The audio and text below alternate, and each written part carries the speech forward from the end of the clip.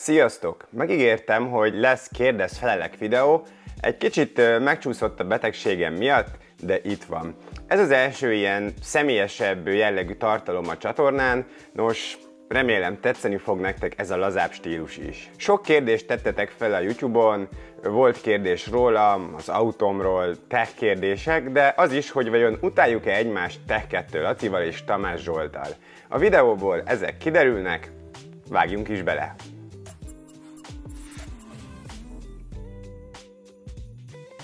Nos, az első kérdés: hello, mit gondolsz arról, hogy az Apple belép-e, vagy ha igen, mikor a hallíthatós mobilok világába? Köszi. Hát nem éppen személyes kérdéssel kezdünk. A kérdésedre a válasz: fogalmam sincs. Ha nagy divat lesz, akkor pár év késéssel biztosan be fognak lépni, de jelenleg ennek nem látom jeleit. De sajnos nem látok a jövőbe, így tényleg passz. Hogyha tippelnem kéne, a következő 3 évben nem lesz. Atis from BP77 kérdezte, hogy szia, elég basic kérdés, gondolom biztos is lesz róla szó, hogy alakult, indult a Tech mobilos YouTube csatorna vonal nálad. Gondolom az első pár videóban legalább saját holmikról készültek a bemutatók, szóval mikor és ki volt az első támogató céged, akitől kaptál teszt terméket, illetve mennyire volt rögös folyamat elérni, hogy bővítsd a kapcsolatokat. Nos, igen, az első pár videóban saját cucc volt, illetve kölcsönkapott dolgok, valamint amiket megvettem.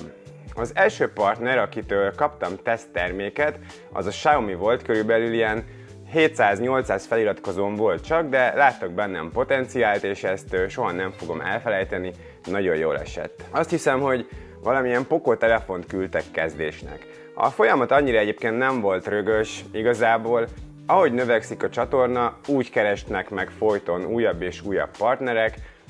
Egy titka van, csinálni kell a videókat. Meg legyen minőségi is a tartalom nyilván. Most már egyébként ott tartok, hogy egy csomó kooperációt visszautasítok, mert egyszerűen nincsen ennyi kapacitásom. SKL 7 és Agika 999 is az indulásról kérdezett egy kicsit másképp. Szia, miért kezdtél bele a tartalomkészítésbe? Mi volt a motivációd, ami elindított ebben? Mi az igazi foglalkozásod? Heti hány napot szánsz rá a csatornád építésére, videókészítésre? Miért kezdtél videózni? Mi a sztori? Nos, saját vállalkozásban dolgozom, szóval vállalkozó a foglalkozásom. Az indulás az egészen egyszerű, 2020 év végét írunk, Covid volt, otthon unatkoztam reggeltől estig, warzonoztam egész nap, és azon gondolkoztam, hogy kéne valami hasznosabbat, valami önfejlesztőt csinálni. Először amúgy elkezdtem streamelni a Warzone-t, aztán rájöttem, hogy meg kéne próbálkozni inkább valamilyen, mondjuk úgy normális videókkal. A motiváció az volt, hogy fejlesszem magam, tudjak kamerák előtt beszélni, illetve hogy megtanuljak videót felvenni és videót vágni, másrésztről pedig, hogy segítsek a nézőknek tájékozódni a tech világában. Erre tuti, hogy nagy az igény, minden ismerős engem kérdezgetett, hogy milyen telefont, PC-t, stb. Vegyen, és most is igazából ugyanez van, csak most már több ezer emberrel, és remélem, hogy a videók megválaszolják a kérdéseket. A videózáshoz, videóvágáshoz egyébként semennyire sem értettem, soha nem csináltam, vagy tanultam, és így folyamatában tanulom magamtól az egészet. Hát elég megnézni az első videóimat, hát azok nagyon gázak a mostaniakhoz képest, úgyhogy hál' Istennek az önfejlesztés működik. Hogy heti hány napot szánok rá, minden nap foglalkozom vele. A következő kérdés: eddig mennyi együttműködésben vettél részt? Te veszed a telefonokat? Hát fogalmam sincs, nem számolom, de jó párban az biztos. A telefonok nagy részét azt már nem veszem, hanem kapom tesztre. Leginkább csak az Apple cuccokat veszem meg, velük nincsen semmilyen kapcsolatom, az iStyle meg nem áll szóba velem, nem tudom miért, illetve a Google Pixel telefonokat vettem meg mindig, de most már az is megváltozott, mert hála Istennek lett oda is kontaktom. A következő kérdés, hogy mióta csinálom a videókat, mióta csinálod a videókat? Gondolom ez csinálod akart lenni. 2021. január 5-én indult a csatorna, szóval lassan 3 éve. Norbe Artist kérdezte, hogy mit gondolsz, hány évig fogod tudni csinálni a csatornát? Látsz esélyt a kiégésre? Erre az esetre esetleg van B-terved? Passz. Egyelőre munka és család mellett tudom csinálni havi néhány videóval. Igazából addig csinálom, amíg élvezem, hogy látok-e esélyt kiégésre. Biztosan ki lehet égni, de B-terv az nem kell, mivel ugye ez nekem nem munka, hanem hobbi. Hogyha kiégek, akkor majd csinálok mást a szabadidőmben. Következő kérdés. Szia Renátó, ha nem YouTube videók készítésével foglalkoznál jelenleg, akkor mit csinálnál szívesen helyette, illetve mivel foglalkoztál korábban? Mi a végzettséged? Videójátékokkal szoktál játszani? Ha igen, mivel és mennyi időt töltesz el átlagosan? Mi a másik kedvenc hobbid, ami nem köthető a mobilokhoz? Melyik alkalmazásban van a legtöbb képernyőidőd? Black Friday-en vadászol valami akcióra? Ehhez kapcsolódóan mi a következő vágyad, amit meg akarsz venni magadnak? Hát ez jó sok kérdés. Szerintem egy kicsit úgy értelmezted, hogy nekem a YouTube videók a munkám, de nem, ez csak egy hobbi.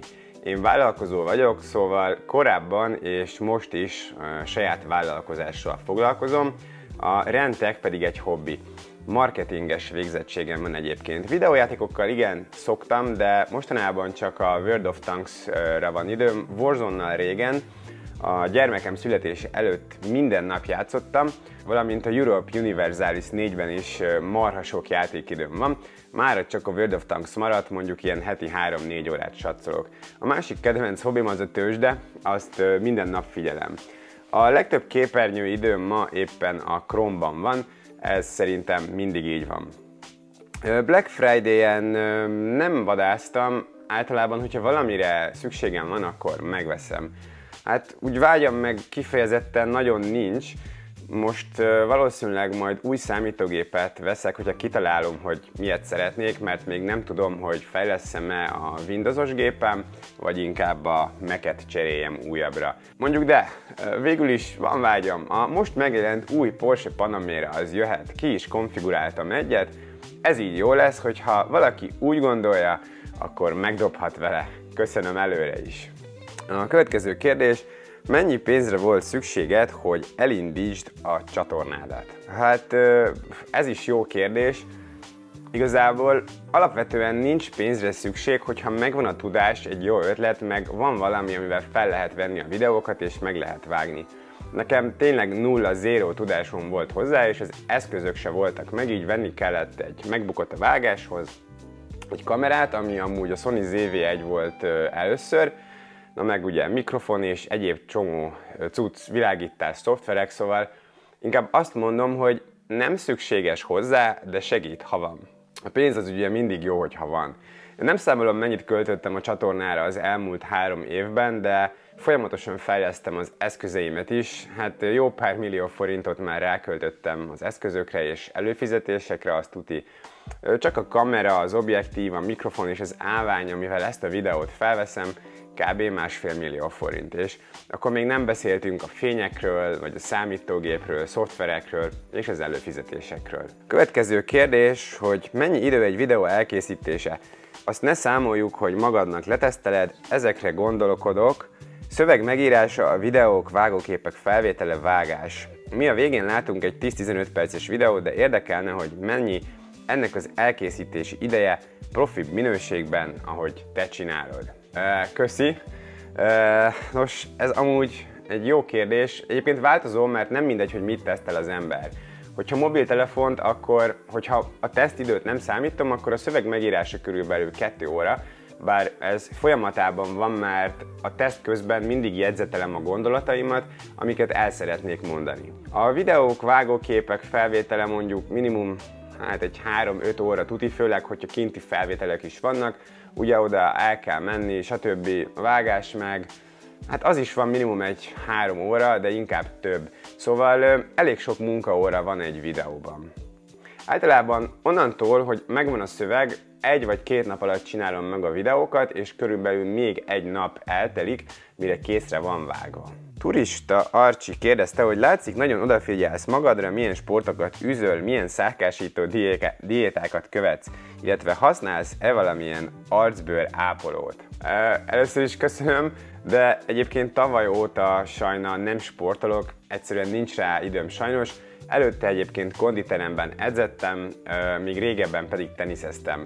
Most nagyon ritkán felszállok itthon az elliptikus trénerre, és nem is diétázom, sőt, sok chipset és patolotott kukoricát eszek az esti filmnézések mellé.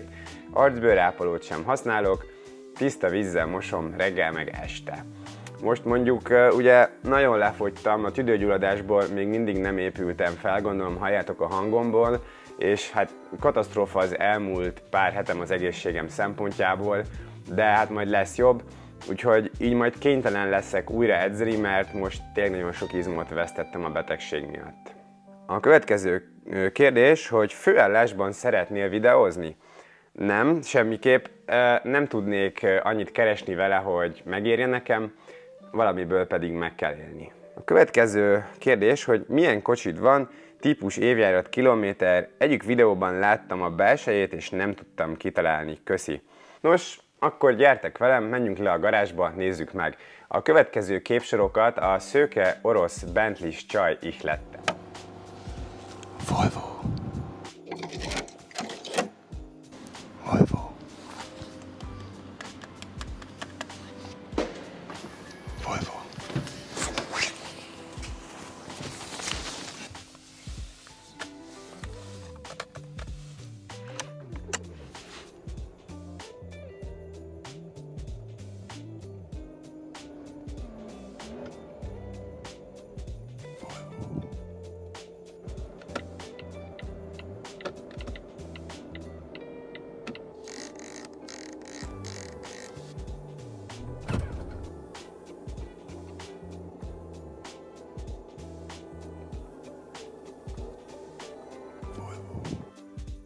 Egyébként ez egy Volvo XC90 2017-es, kilométer állás a videóban látszódott.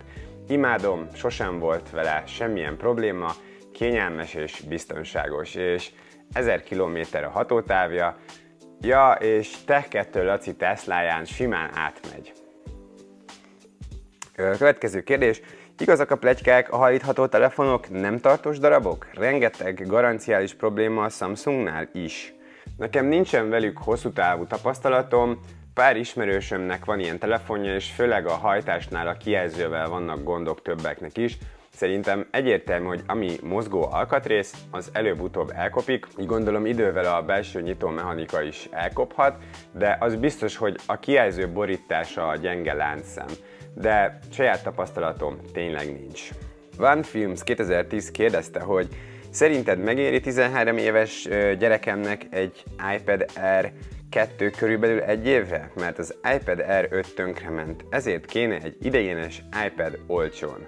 Erre a kérdésre nem tudok válaszolni, illetve az ilyen és ehhez hasonló szerinted megéri-e kérdésekre, és ezekből elég sokat kapok.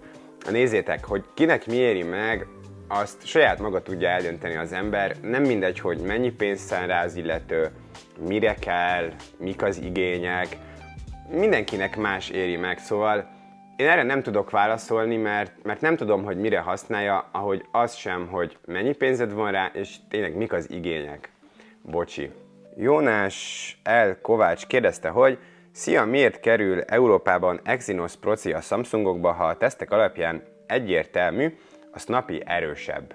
Azért, mert nem az érdekli őket, hogy melyik az erősebb. A gyártónak az számít, hogy biztonságos legyen az ellátási lánc, meg hogy olcsóbb legyen az előállítás. Így egyébként diverzifikáltabb a gyártás, és nagyobb a függetlenségük a Qualcommtól, hiszen ugye az Exynos az házon belül készül.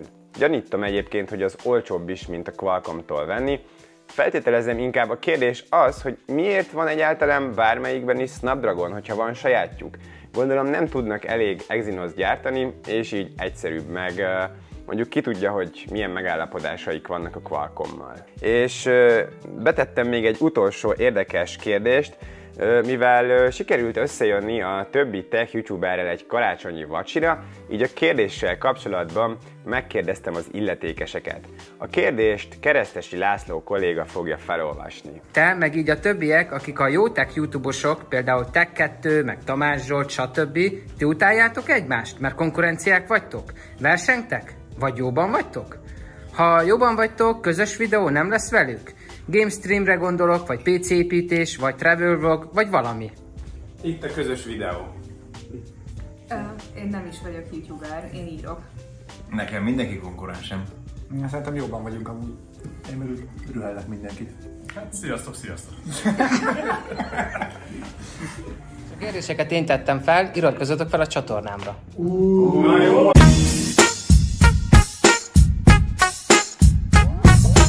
Na persze, még mit nem. Kálaci, küldöm a számlát a reklám megjelenésről, kérlek írd meg, hogy milyen névre állítsam ki.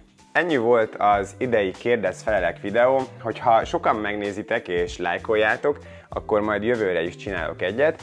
Ami még tervben van, az egy stúdiótúr videó januárban, hogyha érdekel titeket, hogy hol készülnek a videók. Hogyha igen, akkor mehet egy like a videóra, és kommentben írjátok meg, hogy mire vagytok kíváncsiak a stúdióval kapcsolatban, aztán megcsinálom azt a videót is. Remélem tetszett ez a kérdez-felelek téma, köszönöm szépen, hogyha végignéztétek, legyen szép a napotok, és boldog karácsonyt és új évet kívánok nektek. Sziasztok!